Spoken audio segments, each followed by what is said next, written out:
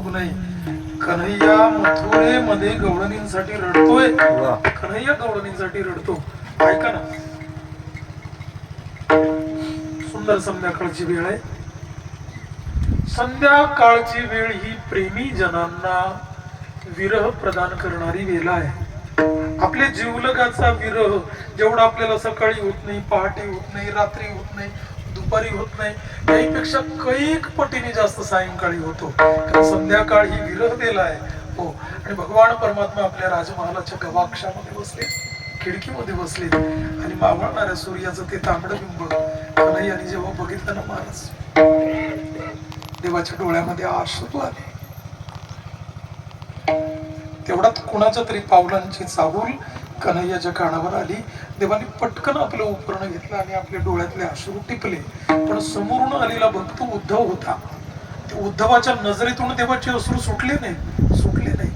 त्यांनी चटकन बघितलं, देवाला वंदन केलं आणि तोंडातून वाक्य बाहेर आलं. उद्धव म्हटला, कन्हैया रो रहे हो. देवाला भरून आलं. देवाच्या मनामध्ये असा विचार आला, आता यांनी बघितलेलंच आहे, आता लपवण्यामध्ये काही मजा. भगवान अंबरडा फोडून रडायला लागला आणि उद्धवाला मोठ्याने देवाने सांगितलं, उद्धव मुझे गोकुली याद आ रहा है. मला नंद बाबाची आठवण येते, मला यशोदा मातेची आठवण येते, मला साऱ्या गवळणींचे चेहरे माझ्या डोळ्यासमोर फिरतात. उद्धव तुला खरं सांगू, रात्र झोपत नाही मी. गवळणींचा विरह, गवळणींचा आठव मला विचलित करतो. नाही झोपत मी रात्र. हो, खरंच नाही झोपत. उद्धव हात जोडले. उद्धव ज्ञानी आहे. उद्धवाने मनातल्या मनात म्हटलं, बाबा गवळणीं करता तुला रडायला येतं. गवळणींना निर्माण कोणी केलं? तूच ना. आणि त्या गवळणीं करता रडतो. पण मग देवाला कसं बोलावं? उद्धव म्हटला, देवा मग या दुखण्यावर काही इलाज असेल तर सांग ना. उद्धव एक इलाज आहे ना. काय? श्रीधाम वृंदावनामध्ये जा, गोकुळामध्ये जा आणि गवळणींना समजून सांग, कृष्ण चैतन्य नुसतं एका मूर्तीपुरतं मर्यादित आहे. तो भगवान परमात्मा कणात व्याप्त आहे. हे ज्ञान जरा त्यांच्या डोक्यामध्ये घाल ना. कोणाच्या? गवळणींच्या. आणि मग त्यांचं रडणं थांबलं की माझं रडणं आपोआप थांबेल. कारण का? तुका म्हणे येथे पिसे येथे तैशी असेल. हो, ज्या अर्थी मी इथे रडतो ना, माझ्यासाठी त्या रडून वेड्या झाल्या असतील. उद्धव मनातल्या मनात म्हटला, देवा मी ज्ञानी माणूस, त्या गवळणी अनपढ आणि मला त्यांच्याकडे पाठवतो. आता तुलाच कळत नाही कोणाला कुठे पाठवायचं. नाईलाज आहे. सांगू तुम्हाला, एक दिवस भल्या पहाटे उद्धवजी आपल्या रथामध्ये बसले आणि श्रीधाम वृंदावनामध्ये जेव्हा रथाला घोड्यांच्या टापांनी उडणारी धूळ जेव्हा गवळणींनी बघितली, गवळणी एकमेकीला सांगायला लागले, पळा ग पळा पळा पळा पळा, तो बघा कन्हैया येतोय. दुसरी तेवढ्यात म्हटली, हो एकदा म्हटला होता मी भेटायला येईल असं, तोच आहे, चला. आणि साऱ्या गवळणी रथाच्या दिशेने पळायला लागल्या. पण जसा पण रथ जवळ आला ना, साऱ्या गवळणी हिरमुसल्या महाराज. कारण रथामध्ये कन्हैया नव्हता, कन्हैया सारखाच दिसणारा कोण होता? उद्धव होता. उद्धवजी जवळ आले. उद्धवजींनी गवळणींना हात जोडले आणि सांगितलं, गवळणींनो बरे आहात ना? मला नंद बाबाच्या घरी जायचंय. नंद बाबाच्या घरचा रस्ता सांगता? गवळणी उद्धवाकडे बघायला लागल्या आणि उद्धवाला म्हटलं, उद्धवजी शायद अब गोकुल में पहली बार आए हो, इसलिए नंद बाबा का घर पूछ रहे हो ना? म्हटले, हाँ पहिल्यांदाच आलोय. अरे नंद बाबा का घर पूछा नहीं जाता. उद्धवजी म्हटले, कैसे?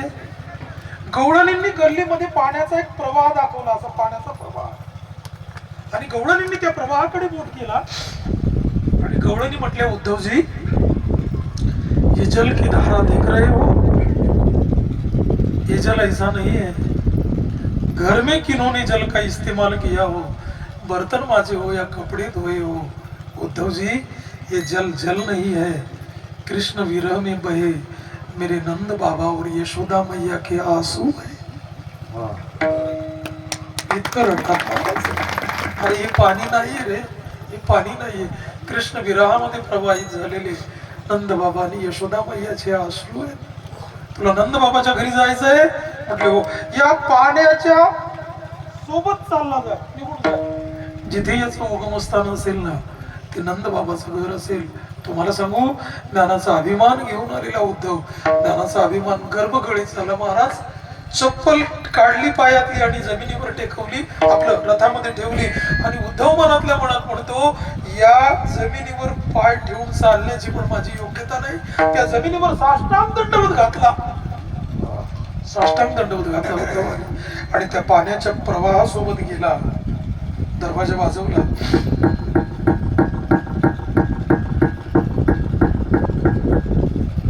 80 वर्षाच्या कमरेमध्ये झोकलेले नंद काठी टेकत टेकत आले आणि दरवाजा उघडला.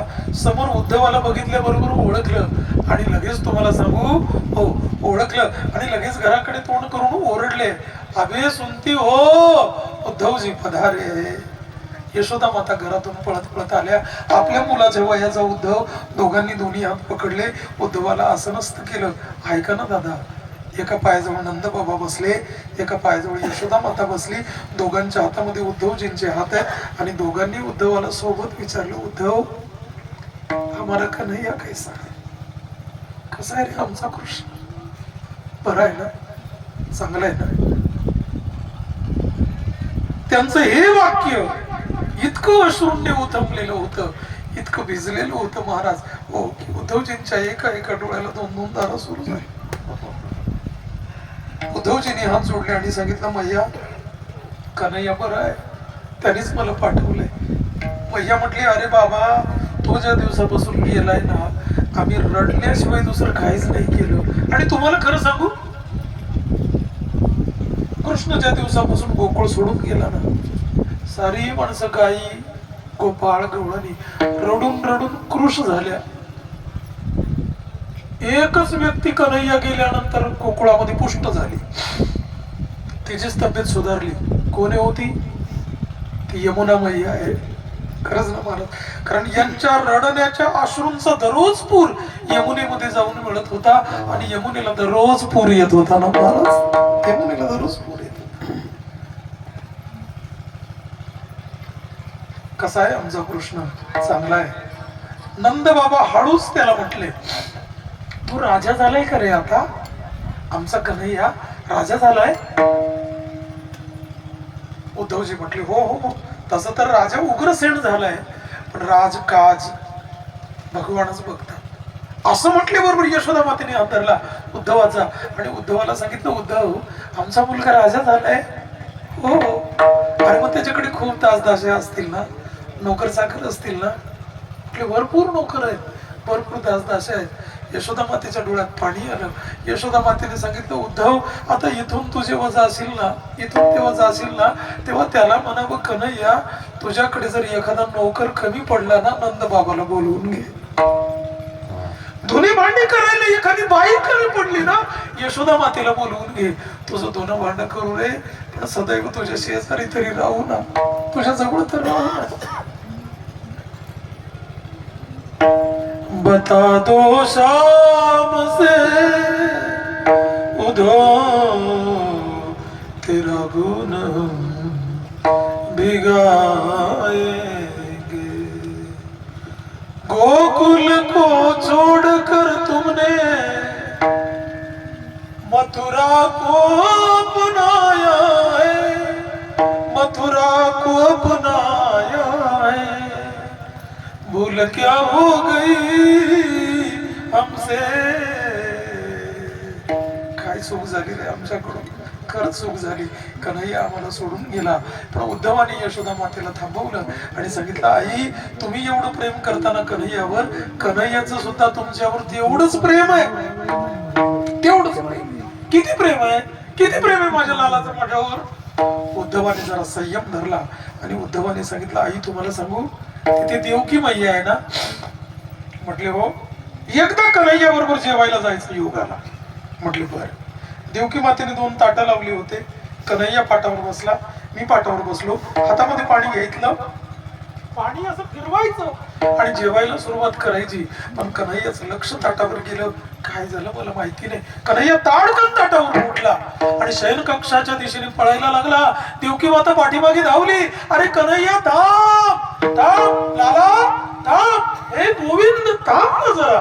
का पळायला लागलास? आणि पाठीमागून पळत पळत गेलेल्या देवकी मातेने कन्हैयाला आलिंगनबद्ध केलं आणि सांगितलं, बाळा आधीच 11 वर्षांनी भेटलायस, आधीच 11 वर्षांनी भेटलायस, आधीच 11 वर्षांनी भेटला. माझ्या हातचं जेवायचं नाही तुला? जेवायचं नाही? माझ्या हातचं आवडत नाही का तुला? आवडत नाही का? जेव ना. तेव्हा कन्हैयाच्या एका डोळ्याला 2 धारा होत्या.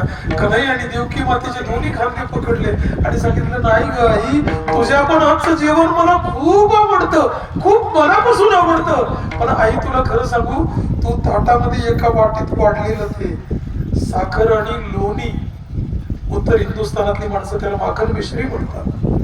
कन्हैयाने हात जोडले. देवकी मातेला सांगितलं, आई रागवू नकोस, खरंच रागवू नकोस, तुझ्या हातचं जेवण मला खूप आवडतं. आई माखन मिश्री ना मला फक्त यशोदा मातेच्या हातचं, फक्त यशोदा मातेच्या हातचं आवडतं. यशोदा माता मूर्छित होऊन जमिनीवर कोसळल्या. महालामध्ये सर्वांची धावाधाव झाली. सर्वांनी यशोदा मातेला शुद्धीवर आणलं. यशोदा मातेने उद्धवाला सांगितलं, उद्धव आम्हाला नाही प्रेम करतायत कृष्णावर, खरंच नाही करतायत. तुला खरं कृष्ण प्रेम बघायचंय का? खरं कृष्ण प्रेम बघायचंय?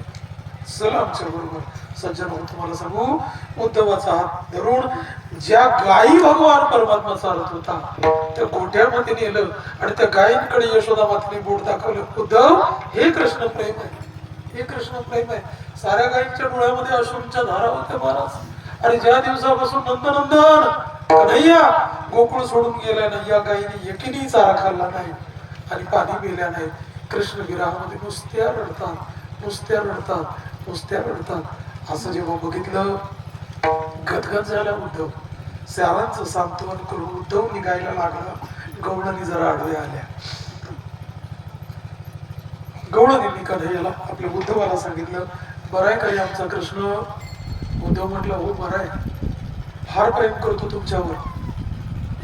गवळणी म्हटलं, त्याचं कसलं आलंय प्रेम? त्याचं प्रेम आहे पण खोट. परत एक गवळण सांगू, लोबरीचा लटका बाई ग, लोबरीचा लटका बाई ग,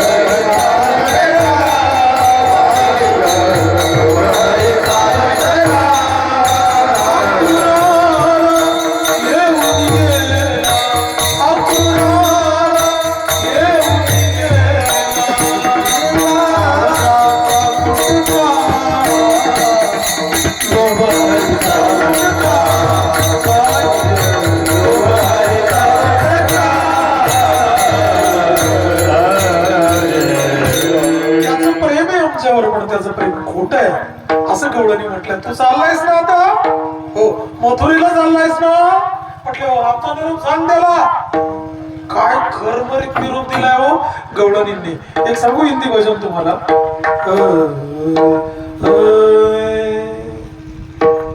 जास्त उंच झालंय का ते? का बरोबर आहे? बरोबर.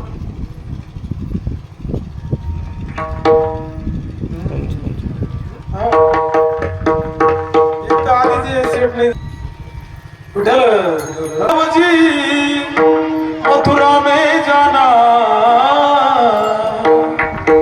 शब्दांवर लक्ष द्या. सुन प्यारे उद्धव जी, मथुरा में जाना, कन्हैया को मेरा संदेश सुनाना, कन्हैया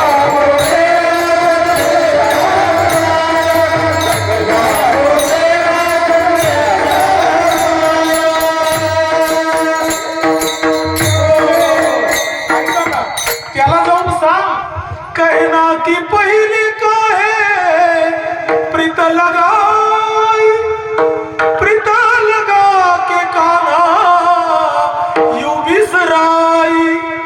अच्छा नहीं है मोहन दिल को दुखाना, अच्छा नहीं है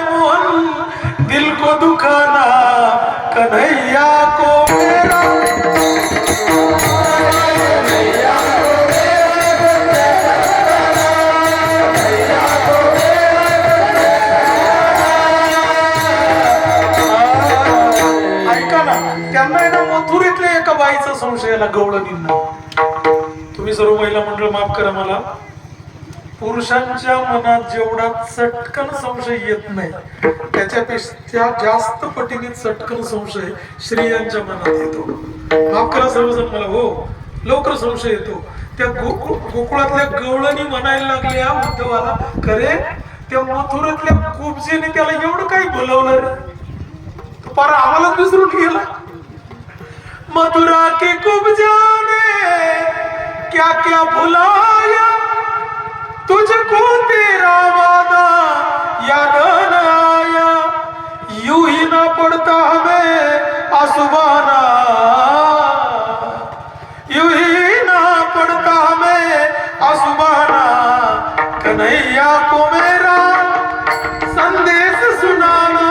असा गोड निरोप गवळणींनी दिलाय. चला जाऊ द्या, आपला विषय हा होता पुढे ही बहुत करणे आहे, म्हणजे देवाला